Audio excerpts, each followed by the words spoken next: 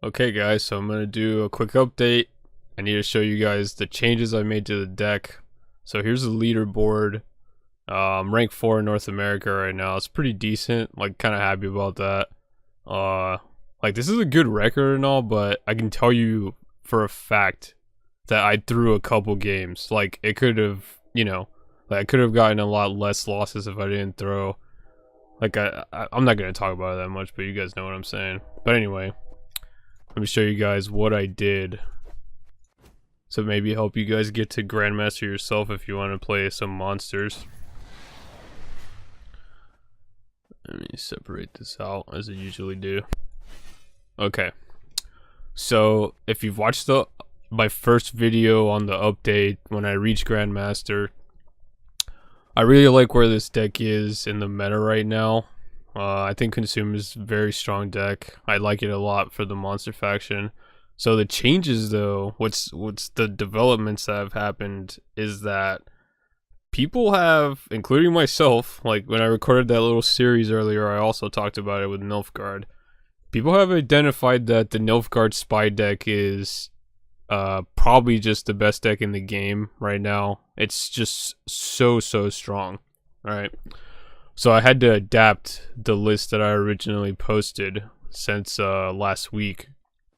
So I added Morwood because the thing with the Nilfgaard Spy deck is you have to, you really have to control their utility with the Enforcers and the Brigades. So Morwood does that perfectly with either one that you target. It works really well. So you have to fit that in. And then obviously I played K-Ryan for that matchup already, and you guys already know like weather's good against them and all that. So I was thinking about how can you add another effect that would take care of a Brigade or Enforcer in the early game, because if you can stop them from getting too many points from that, you're doing pretty good, right? So this is a little bit more creative. I'll tell you guys what I thought of. So if you play Monster Nest, you have a lot of options with this card. Like, so if you don't go against the Nilfgaard matchup, you can just use it in other ways, you know? Like a Ghoul boosted by 3 is a consume trigger, and eating something from your graveyard is good in any matchup you're in, right? But specifically for the Nilfgaard matchup, so let's say you lose coin flip, so you want to start with a weather. If you have Monster Nest in your hand, right? This is the example play that I thought of for putting the card in. So you lose coin flip. You start with either Dagon or Woodland Spirit, it doesn't matter.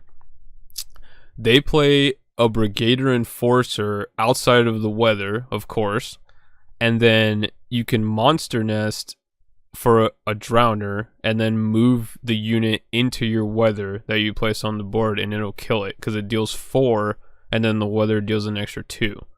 So obviously people would say, why don't you just play Drowner instead? But this deck doesn't have the bronze slots. Like, I made a little bit of a variation here, cutting 1 Harpy to add a Necro Warrior, which it adds a lot of possibilities of the deck. I'm not sure about this change exactly. I think that Morwood and Monster Nest are for sure good if you're trying to counter the Nilfgaard Spy matchup, which you will face Nilfgaard Spies a lot. Like if you're in Grandmaster or climbing there, you will face it a lot. So you really want to make these adjustments. This one's a little bit more, I don't want to use the word creative exactly, but it does add a lot of play potential to the deck. Like, it's kind of a robust option is how I would put it. Like, you can either duplicate, let me read what the card does for you guys.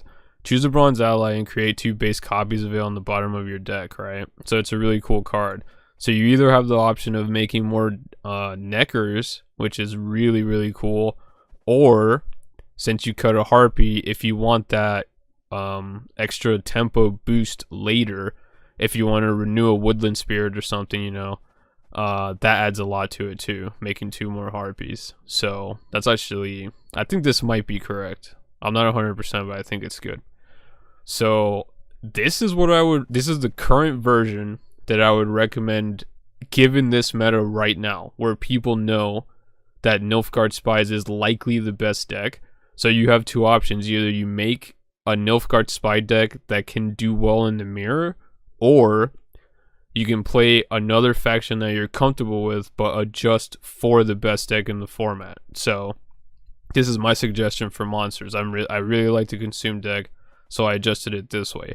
I did build a Nilfgaard spy deck that does beat the mirror that I tested. Maybe I'll make a video about that, but there's not even that much time in the season, you know? Like, I want to give you guys an update to what I did to the deck I've already posted so you guys have an idea. So, this is the update. Very highly recommend these two changes, because you can even go Frost with Dagon. Like, in case you have a Fog or don't, if they try to block the Fog row, you can go with Frost instead, and then still do the Droner play and then kill the unit. So, it's still a good play. So there you go, guys. Hope this helps, and I'll keep you guys updated if more stuff changes in the meta and see what I do with it. And of course, in the next season when I'm on the pro ladder and I'm playing every faction and adjusting them, obviously I'll add more videos. So see you guys later.